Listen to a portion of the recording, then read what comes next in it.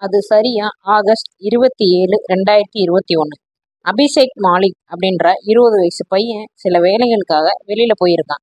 அப்புறம் கொஞ்ச நேரம் கழிச்சு வீட்டுக்கும் வந்து பாக்குறான். அப்ப வீடு பூட்டி இருந்திருக்கு.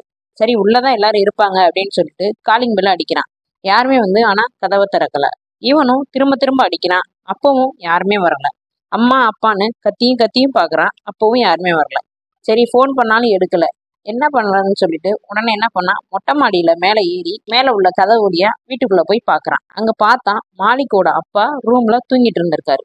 கிட்ட போய் அப்பாவை எழுப்ப பார்த்தப்ப அதிர்ச்சியாகி இருக்கான். அவரோட உடம்பு முழுவதும் ரத்தம் ஒழுகிட்டு இருந்திருக்கு. ஐயோ, அம்மாக்கு என்ன ஆச்சு தெரியலையேன்னு உடனே கிச்சனுக்கு போய் பார்த்தா அவங்களையும் யாரோ சுட்டு கொண்டு இருக்காங்க. அவங்களும் ரத்த வெள்ளத்துல கிடந்திருக்காங்க. அப்பா அம்மா உடலை பார்த்து அழுதுகிட்டு இருக்கும்போதுதான் தன்னோட தங்கச்சி மற்றும் பாட்டியோட ஞாபகமே வந்திருக்கு. உடனே ஓடி போய் அவங்க 2 பேருக்கு என்னாச்சோ ஏதாச்சோன்னு வேகமா போய் பாக்குறான். அவங்க 2 பேருமே ஒரே ரூம்ல சுடப்பட்டு கிடக்காங்க. மாலிக்கு என்ன பண்றதுன்னே தெரியல. உடனே அழுதுகிட்டே தன்னோட மாமாவுக்கு போன் போட்டு நடந்ததெல்லாம் சொல்றான். அவரும் கொஞ்ச நேரத்திலே வந்து பாக்குறாரு. அவராலையும் சுத்தமா இதை தாங்கிக்கவே முடியல. அப்ப பார்த்தா மாலிக்கோட தங்கச்சிக்கு மட்டும் லைட்டா உயிர் இருந்திருக்கு. இது தெரிய வந்த உடனே ஆம்புலன்ஸை வர வச்சு கொண்டு போய் ஹாஸ்பிட்டல்லையும் சேர்த்துடுறாங்க. அப்படி இந்த குடும்பத்துக்கு என்ன ஆச்சு? ஏன் கொலைகாரன் ஒரு குடும்பத்தையே கொலை செய்ய பார்த்திருக்கான்? ஹரியானாவே 2021 ஒடுக்கிய இந்த கேஸை பத்தி தான் நம்ம டீட்டெயிலா பார்க்க போறோம். இதுல ஒரு சின்ன ட்விஸ்ட் இருக்கு. வீடியோவை கடைசி வரையும் பாருங்க. நீங்க இதுவரையும் நம்ம சேனலை சப்ஸ்கிரைப் பண்ணலாம், மறக்காம சப்ஸ்கிரைப் பண்ணுங்க. உங்களுக்கு கிரைம் வீடியோஸ்லாம் ரொம்ப பிடிக்கும்னா நம்ம சேனலை சப்போர்ட் பண்ணுங்க.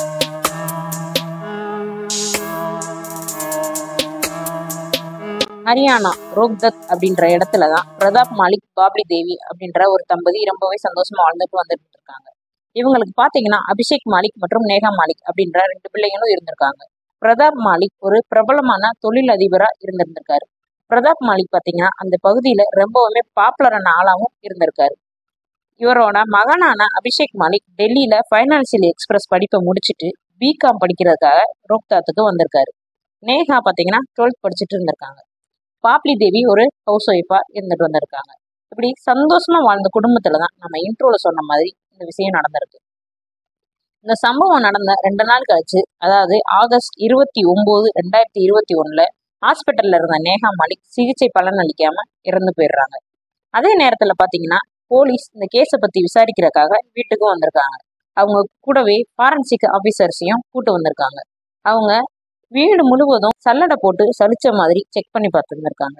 அப்படி செக் பண்ணதுல பாத்தீங்கன்னா 5 புல்லட் செல்ஸ் மட்டும் கண்டுபிடிச்சிருந்திருக்காங்க.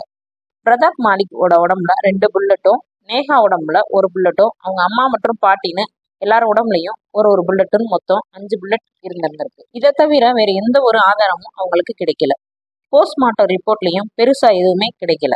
என்ன பண்றதுனே போலீஸுக்கு தெரியல. எதுவும் கொல்லையும் போகல, வீட்டை உடைச்சு உள்ள வந்த மாதிரியும் தெரியல. ஒருவேளை தொழில எதுவும் பிரச்சனையா இருக்குமோன்னு நினைச்சிருக்காங்க. மீதம் இருந்த அபிஷேக் மாலிக் கிட்ட விசாரணையை ஆரம்பிக்கலான்னு நினைச்சாங்க. ஆனா ஒரே நாள்ல தன்னோட குடும்பத்தை இழந்த மாலிக்கை விசாரிக்க அப்ப முடியாம போயிடுச்சு அவங்களால. மறுநாள் விசாரணைக்காக மாலிக் போலீஸ் ஸ்டேஷனுக்கு வர சொல்லிட்டாங்க. வந்த மாலிக் கிட்ட சம்பவம் நடந்த அன்னைக்கு நீங்க எங்க இருந்தீங்கன்னு கேட்டிருக்காங்க. அபிஷேக் மாலிக் சொல்லியிருக்கான், ஃப்ரெண்ட்ஸ் கூட பார்ட்டி பண்ணிட்டு சாப்பிட்டு வந்தேன்னு சொல்லியிருக்கான். போலீஸும் இதை செக் பண்ணி பார்த்துருக்காங்க.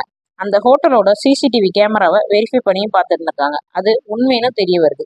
அதனால இவன் மேல போலீஸுக்கு எந்த ஒரு சந்தேகமும் வராமையே இருந்திருக்கு. இருந்தாலும் போலீஸுக்கு ஒண்ணு மட்டும் நெருடலா இருக்கு. அது என்னன்னா, என்னதான் அபிஷேக் மாலிக் ஒரு பையனா இருந்தாலும் அவன் நடக்கிறது, அவனோட நடவடிக்கை எல்லாமே ஒரு பொண்ணு மாதிரி தான் இருந்திருக்கு. இதை கவனிச்ச போலீஸ் இதை பத்தி அக்கம் பக்கத்தினர் வீட்டுல எல்லாம் விசாரிச்சிருந்திருக்காங்க. அதுக்கு சில பேர் சொல்லியிருந்திருக்காங்க, இந்த வீட்டுல இருந்து சில நேரம் சண்டை போடுற சத்தம் கேட்கும், அதிகமாவே இருக்கும், அதுவும் இந்த பையனை பத்தின பேச்சா தான் இருக்கும் அப்படின்னு சொல்லியிருந்திருக்காங்க. அப்ப போலீஸ் நினைக்கிறாங்க, ஒருவேளை தொழில் போட்டியா இருந்திருந்தா கண்டிப்பா ஒரே ஒரு ஆண் வாரிசான அபிஷேக்க கண்டிப்பா கொண்டு இருந்திருப்பாங்க.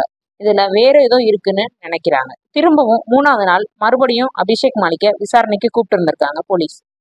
இந்த தடவை அவன் கூட வேற யாரையுமே அலோவ் பண்ணல. அவனை மட்டும் தனியா உள்ள வச்சு விசாரிச்சிருந்திருக்காங்க. போலீஸ் இந்த தடவை விசாரணையில கொஞ்சம் கடுமையா நடந்துகிட்டாங்க. இதை எதிர்பார்க்காத அபிஷேக் எல்லா உண்மையும் சொல்ல ஆரம்பிக்கிறான்.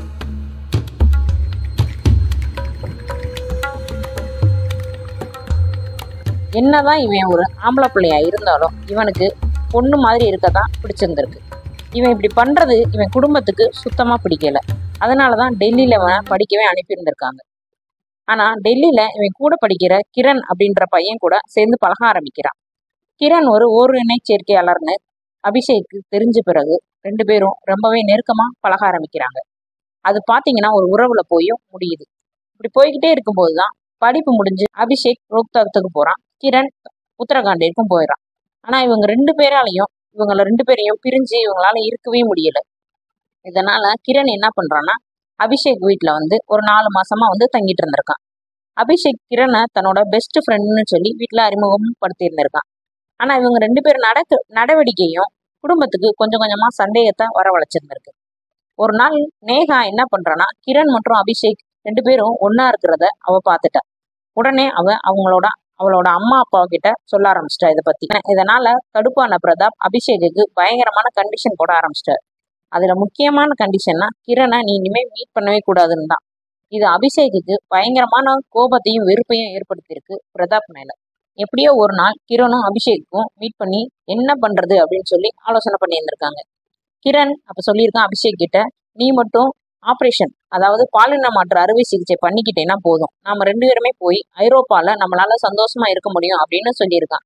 இதை கேட்டா அபிஷேக் பார்த்தீங்கன்னா இந்த ஐடியா ரொம்ப நல்லா இருக்கிற மாதிரி அவனுக்கு தோணிருக்கு. உடனே என்ன பண்ணியிருக்கான்னா அபிஷேக் பிரதாப் கிட்ட போய் தான் எந்த ஒரு பிரச்சனையும் பண்ண மாட்டேன் இனிமேல், தான் தன்னோட போக்குல விட்டுருங்க அப்படின்னு சொல்லி எனக்கு ஒரு 5 லட்சம் மட்டும் பணம் கொடுங்க, நான் இனிமே எந்த ஒரு பிரச்சனைக்குமே நான் வரமாட்டேன், நான் என் வெளியே பாத்துக்கிறேன் அப்படின்னு சொல்லி பேசியிருந்திருக்கான். இத கேட்ட பிரதாப்புக்கு பயங்கரமான ஒரு கோவம் வந்திருக்கு. அபிஷேக்க அடின்னு அடிச்சு அவமானப்படுத்தி விட்டாரு. இது அபிஷேக்கு மேல ஒரு ஆத்திரத்தை முட்டியிருக்கு. அப்ப நினைச்சிட்டான் கோபத்துல, அப்பாவை கொன்னுட்டா எல்லா சொத்தும் என் பேருக்கு வந்துடும், அதுக்கப்புறம் நான் யாருக்கிட்டையும் பணம் கேட்க வேண்டிய அவசியம் இல்லைன்னு நினைக்க ஆரம்பிச்சிட்டான். இப்ப என்ன நினைச்சானா, இப்படியே ஒரு குரூரமான ஒரு புத்தியில யோசனையில இருந்துகிட்டே இருக்கும்போதுதான் அப்பதான் இவங்க வீட்டுல இருந்த துப்பாக்கி இவனுக்கு ஞாபகம் வருது. அது பிரதாப் பெரிய பிரபலமான ஆளு அப்படின்றதுனால இவரோட சேஃப்டிக்கு அவர் வீட்டுல துப்பாக்கி வச்சிருந்திருக்காரு. இவன் அந்த துப்பாக்கியவே எடுத்து தூங்கிக்கிட்டு இருந்த தன்னோட அப்பாவை 2 முறை சுட்டு கொண்டு இருக்கான். அதுக்கப்புறம் இனி யாரையுமே விடக்கூடாது அப்படின்ற ஒரு எண்ணத்துல தன்னோட தங்கச்சி, அம்மா, பாட்டின்னு கூட யாரையும் பார்க்காம எல்லாரையும் சுட்டு கொண்டு இருக்கான். அபிஷேக் தன்னோட குடும்பத்தையும் கொலை செஞ்சதுக்காக கொஞ்சம் கூட வருத்தமே படல. எப்படியாச்சும் கிரண் கூட சேர்ந்து வாழணும் மட்டும்தான் நினைச்சிருக்கான். இதை கேட்ட போலீஸ் மிகப்பெரிய அதிர்ச்சியா இருந்திருக்கு. இந்த கேஸ் இன்னும் நீதிமன்றத்துல இருக்கு. இன்னும் அவனுக்கு தண்டனைய முடிவு செய்யல. பாப்போம் என்ன தண்டனை கிடைக்குதுன்னு. இந்த அபிஷேக்கை பத்தி நீங்க என்ன நினைக்கிறீங்கன்னு கமெண்ட்ல சொல்லுங்க. வேற ஒரு நல்ல கேஸ்ல மீண்டும் சந்திப்போம்.